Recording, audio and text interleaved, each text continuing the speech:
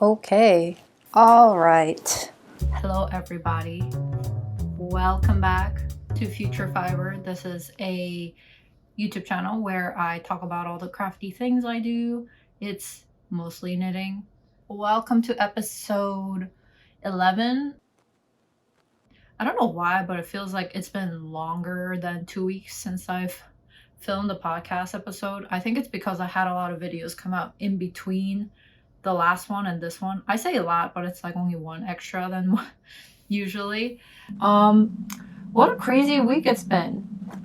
I don't know if y'all New Yorkers, and I think it's been in the news a lot, but I don't know if you've seen the Canadian wildfires kind of coming down towards the East Coast in the United States. But it's cleared up a lot now.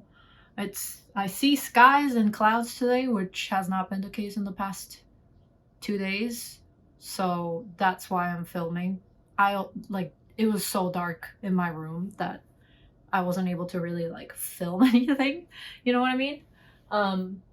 My room, I didn't realize this and I forget every summer, but there's a tree outside my window this way. So this is majority of where I would get natural light throughout the house. And it's now blocked by leaves.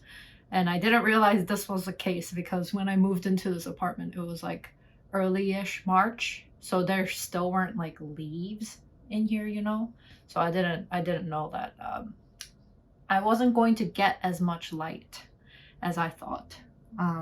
So we're going to have a weird situation where in the summer and spring, it's going to be much darker in this room than it is in the winter and once the leaves are gone, basically. So you might see that seasonal change in my episodes through that lighting change. So I have kind of a life update before we head into the usual shenanigans. Depending on, I don't know, I might edit this to be in the back of the video. So if you're like, Jenny, what are you talking about? It's because I've switched things around. But right now, the cadence at which my videos kind of go up is every 2 weeks I have a podcast episode, and then in between those episodes I usually sprinkle in some other non-podcast episode type of video. So that might be vlogs or I don't know, in chat or whatever. And I was able to do that because I was basically working on YouTube kind of full-time. I didn't have a job, basically. And I said this in a Q&A video, but congratulations to me. I am now gainfully employed yet again. And therefore, that means I will not have as much time to film videos and edit videos. So the cadence might be kind of different. I think the podcast episodes, I'll try to still film them every 2 weeks if I feel like I have enough knitting updates. But the stuff that's kind of in between might come at a more irregular interval, if you get what I mean. So that's pretty much that. Yeah, I think, even with this new job, I do feel like I'm going to have a lot of time still to knit. Maybe I'm shooting myself in the foot here, knock on wood. Because my job, I am on Zoom meetings a lot, typically. And as long as the project isn't too complicated, I can kind of work on it as I'm in the call. So don't tell my new coworkers that, but that might be the volume in which I work on my knitting might not actually change that much. So let me also talk about what I'm wearing today. This is my patch pocket cardigan that I made with my central knitting machine. You can watch a whole video about it. Yeah, anyways, so that's that. Okay, let's just hop into the finished objects. I have two today. The first one is, I should have probably worn this a long time coming. It's the Robinson wrap cardigan.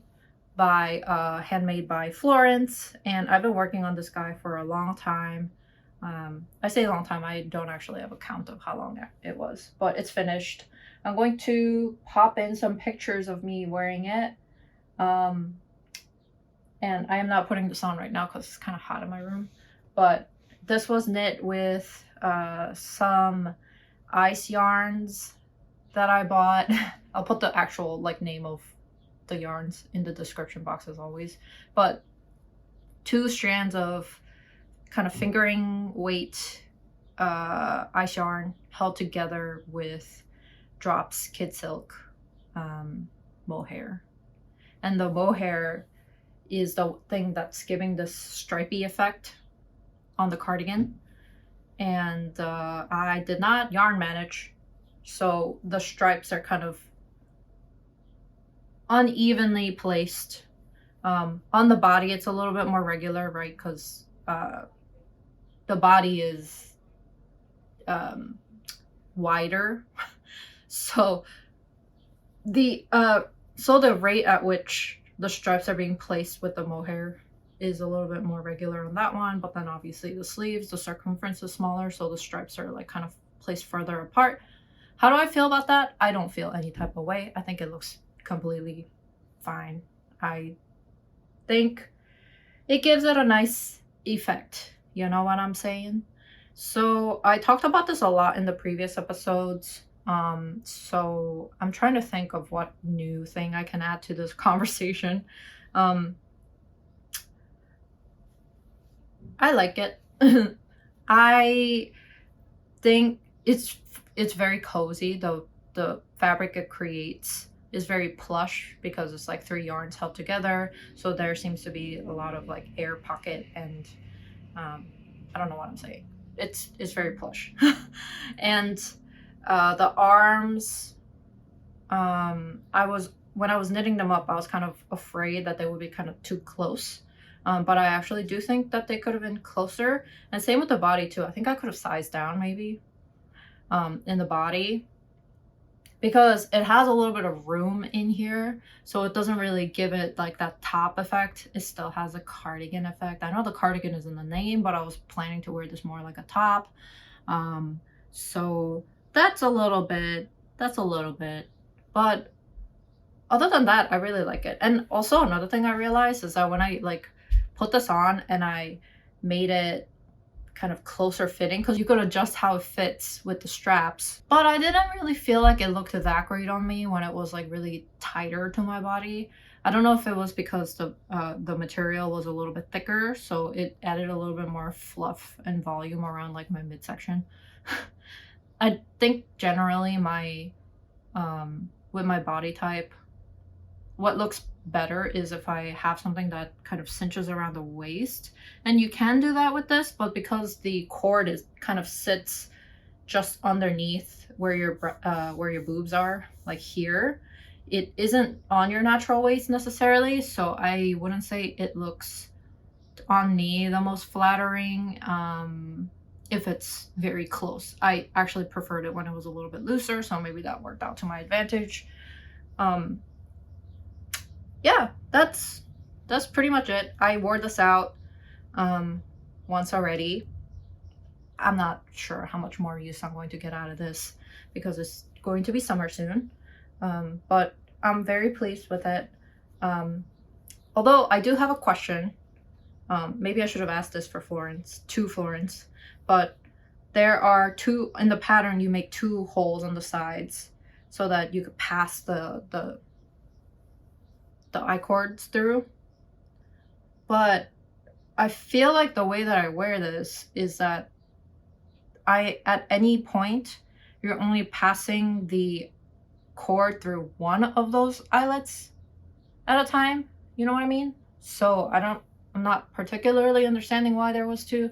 Maybe it's for that additional, if you wanted one side to go over another, but then the pattern kind of instructs your I-cords to be the different lengths so that when you tie them, it's actually like the same length on the edge of the bow.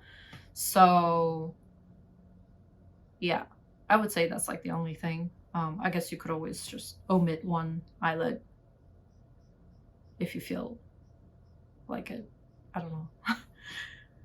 So that's that. On this cardigan, I am happy to be done with it. And now I want to start a new wrap cardigan because I haven't learned from the pain of knitting flat, apparently.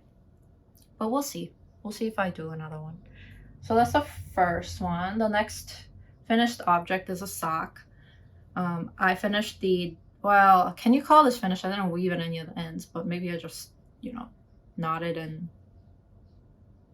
snip. So I have one pair of the Downton Abbey socks by La Fille Moi-Même. And this, so the socks are the same but different for a couple of reasons. The first one, I think I said that I messed up the toe part. The toe parts look different because on the first one I started off at half the number of stitches that I was supposed to start off at, so I just increased at a more rapid rate until I got to the right number of stitches required before I start the body of the sock. And this one, the second one, I follow the pattern exactly. So the second sock, the toe is more of a wedge shape. And then halfway through the sock, I also realized that these are two different needles. Like this was knit on 1.75 and this was knit on 2. So the gauge is different. Yeah. Sad. It's not really that noticeable when you put it on, when it's actually on your foot. I do feel like the toe on the first sock that I messed up the toe on, that one fits better on my feet. But overall, the second one fits better because it has a little bit more room in the heel. Yeah. So that's a bummer that they're different. But it's not unwearable. Why am I having such a hard time speaking today? It's not unwearable. And they are not that different. So that's that on that. I don't hate it. I think it's fine. The pattern, I think if I knit the pattern again, I would knit another couple of repeats of the lace on the cuff of the sock so that it's a little bit longer. This, for my preference, is like just a little bit shorter than I would like it to be. So I would probably do like, I don't know, 1, 2, 3, 4 more repeats. Or that would be 1 more repeat. No, what am I saying? There'll be 2 more repeats instead of 4 because the eyelets are kind of offset. Yeah, okay, well, you know what I'm saying. I would just knit some more sock before I bind off. And I really like them. I like the sock yarn as well. I've knit a couple socks with this, I think this is Biscotte yarn's Bis-Sock. It's really soft. It really feels like Superwash. Well, not in the plasticky kind of way Superwash, but it feels very nice on your feet. It's super soft. So if you are itch prone, I would recommend this sock yarn. I think it's kind of expensive though because it's hand dyed, so maybe not. And then we have some work in progress. I actually didn't cast on anything. No, I'm talking out of my booty. I did cast on something new, but overall, like, I didn't really have a ton of cast on energy this time around. I think it's because I wanted to really finish what I was working on before I cast something else on, because yeah, I don't know. Let me just explain here. The first work in progress is this Stella top by Tweedysheep. Where is the front, bro? Is this the front? Yeah, that's the front. Okay. So this is knit up in some Colourmart Silk. And we are almost at the end, folks. We're almost done. We just need to work on the I-cords around the armholes. And we're pretty much done. This looks kind of small. And it is. But that's on me because I didn't swatch or anything before I started working on this, and I just really went into it with full YOLO energy. But it's okay. It's not that small. I think it mostly has to do with the straps. This yarn has a crazy amount of, I mean, it's silk, right? So it grows a lot with wear, and it also grows with washing and blocking. So I kind of periodically block this at what I consider to be crucial points in construction to see what I would need to do. So once I finish the straps, I blocked it, because when I put this on at first, so the straps, I think I knit about 10 centimeters each. Okay, so I think I can say this, but what I thought was kind of interesting about this top was that the straps, you know how typically for tank tops, I feel like you knit 2 straps. So it's like long and then you join in the back. This one, it has you do 2 in the front and 2 in the back, and then seam it at the top of the shoulders, which I guess that makes sense because nobody's gonna be looking at the top of your shoulder as much as, like, yeah. So it makes sense. That is where for a strap it would get the least visibility, but it was really fiddly. So if I did this again, I would probably do it like knit 2 long boys and then like seam it at the back. Anyway, but that's how this is constructed. So yeah, I just didn't like having to knit up 4 straps flat. I'd rather knit 2 flat. And then I did a really poor job of seaming up here. I don't know if you can see that, but I did a really terrible job. And I think it's the pattern recommends Kitchener stitching, but the thing is in rib, so I wasn't sure how to do that effectively. I tried it, I gave it a go, it looked like poop. So and at that point I realized that I made the straps way too short, so I had to add about 2 extra centimeters to both straps. So I undid the Kitchener, added 2 centimeters, and then instead of doing Kitchener, I did 3 needle bind off in pattern. Looks terrible still, but it was easier. So I'm like, well, if it's gonna suck anyways, might as well have it be easier on me to knit. So that is what I did. Yeah, this strap really stretched out a lot, and I don't know, I do feel like it could have been a tad bit longer still, but time will tell, because I don't know, I tried it on and it looked kind of short around here, but you know, I'm not undoing all the I-cord and redoing the 3 needle bind off on this anymore. So if it's a little small and short, so be it. The I-cord on the top of, like, the I-cord on the neckline part really brought in the stitches a lot. So I would imagine it would be the same on the armholes as well, but I just need to make sure to not really tighten my I-cord so that the garment doesn't like shrink up too much. So I think that'll be pretty key. I did this whole thing, I knit in 3mm needles.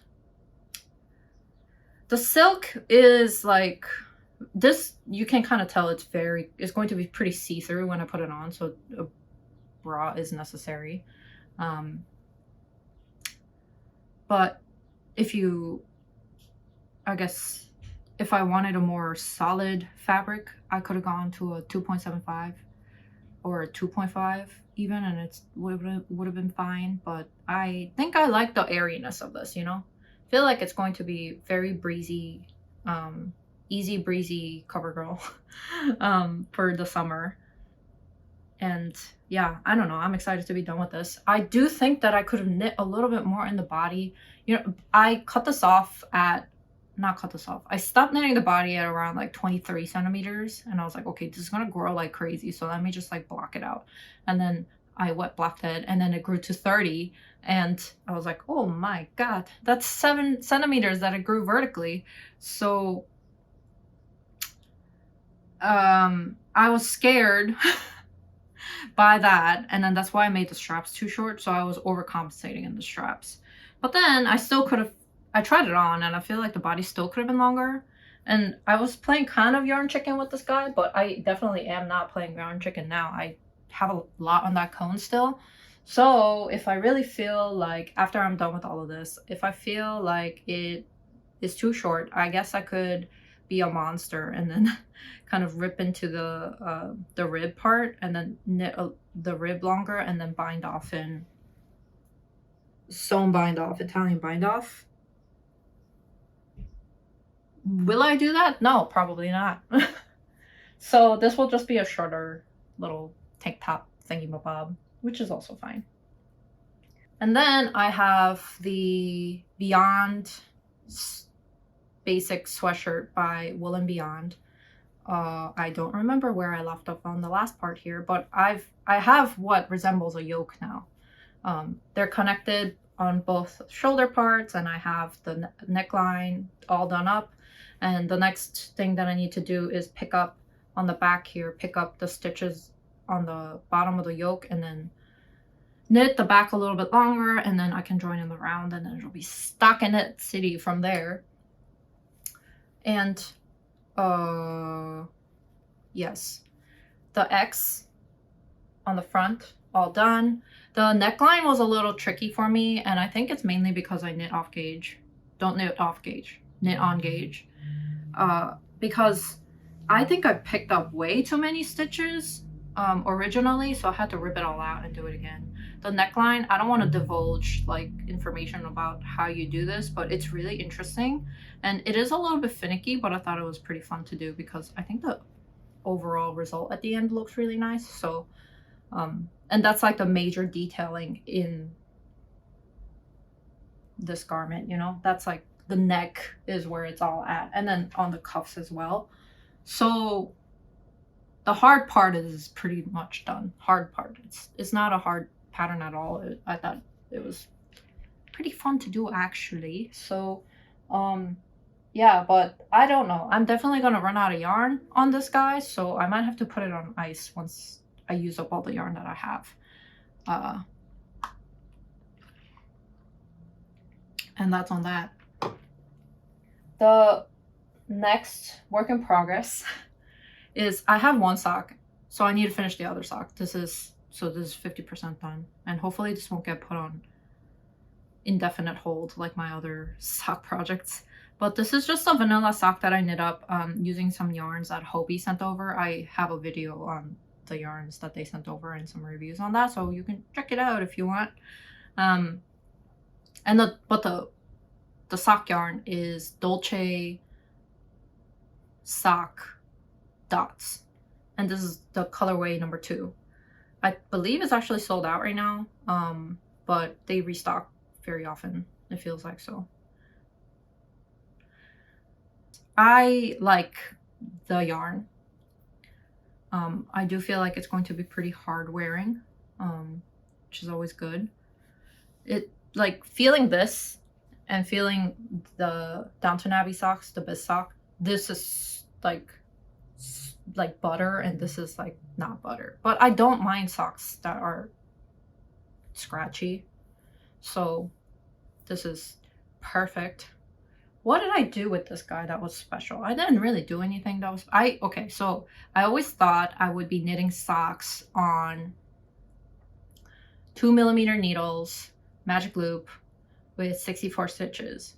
Turns out that was wrong. And when I did 64 stitches and it fit my foot nicely, that was because I was knitting on 1.75s.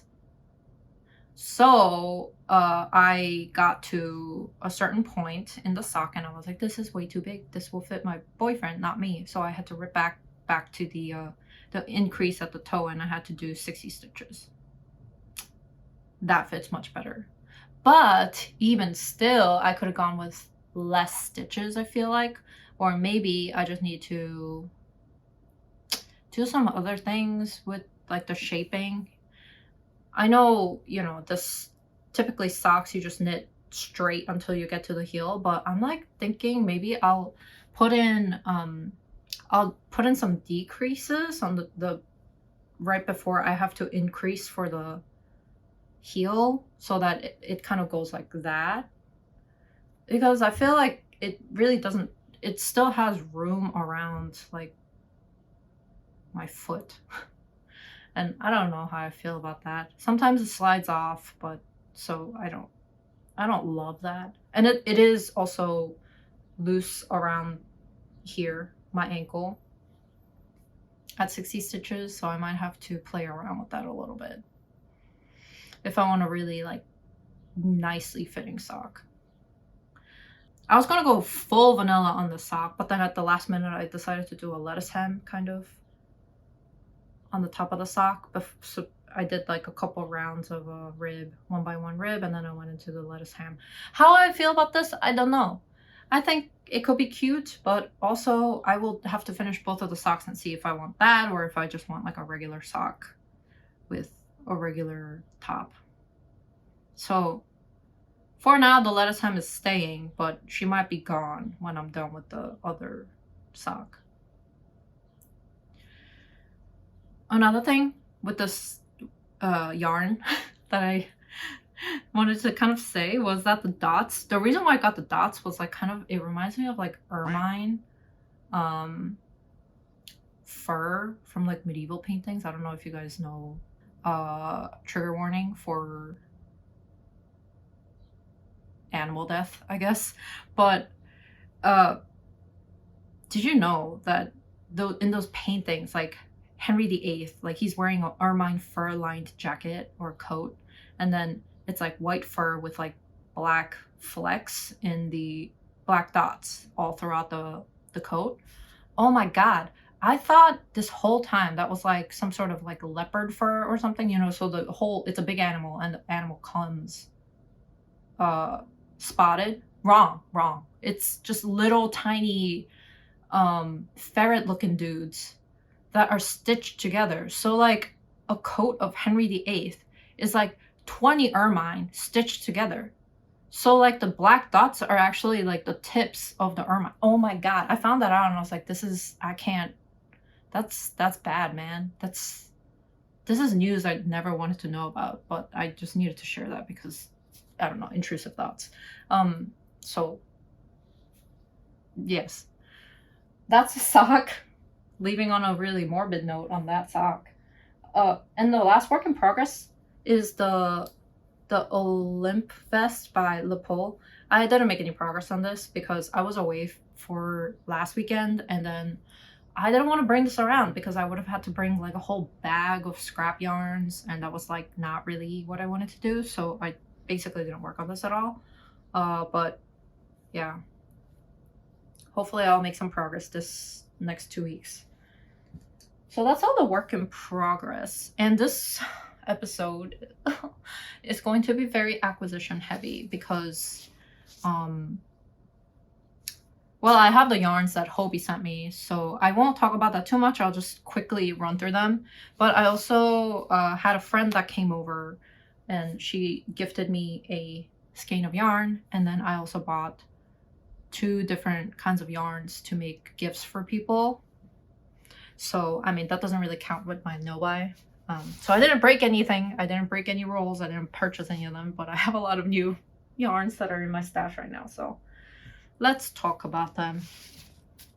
First of all, the Hobbii yarns.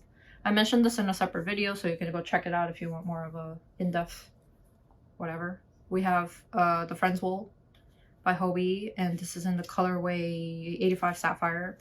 Going to make a cardigan with this, and the Dolce wools. Wait, Dolce sock dots, also from Hobbii, color 02. And then the last one is the Winter Glow, and I don't remember what colorway this is. I think 24 or something. I am to be determined on what to make with this. Somebody said they made a Sophie scarf with this, and I was like, oh, that's a great idea. But I don't know. We'll see if it turns into either a top or a Sophie scarf. So that's what's happening with those yarns.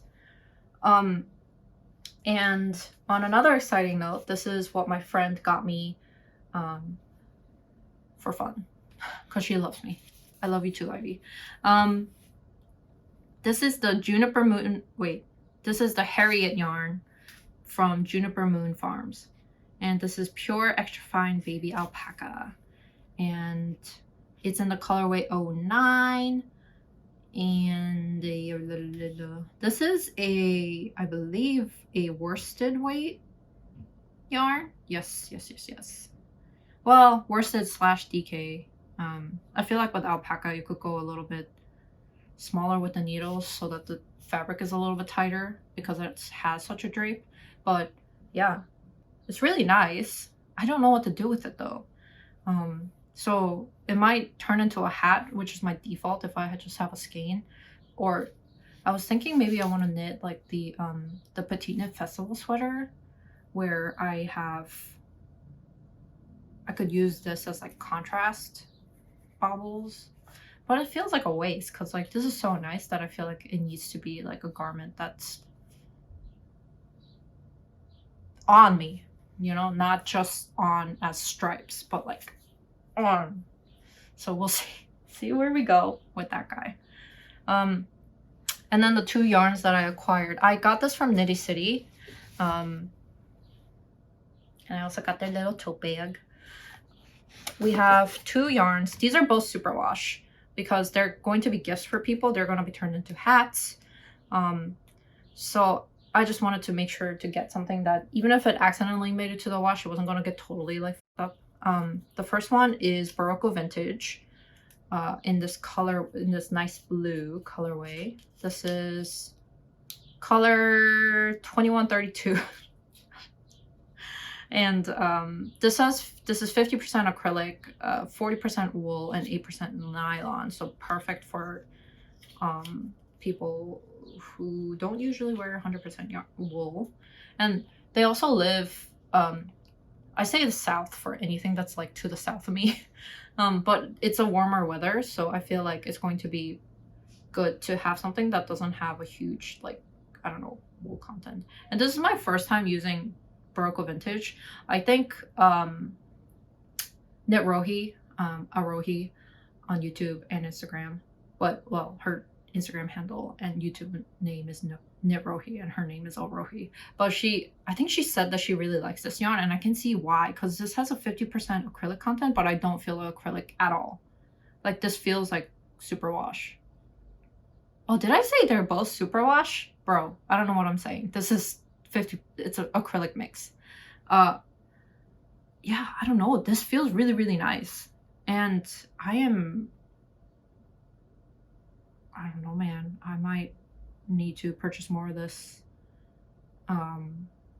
for like a full garment next year or something. Excited for that guy. And this one is,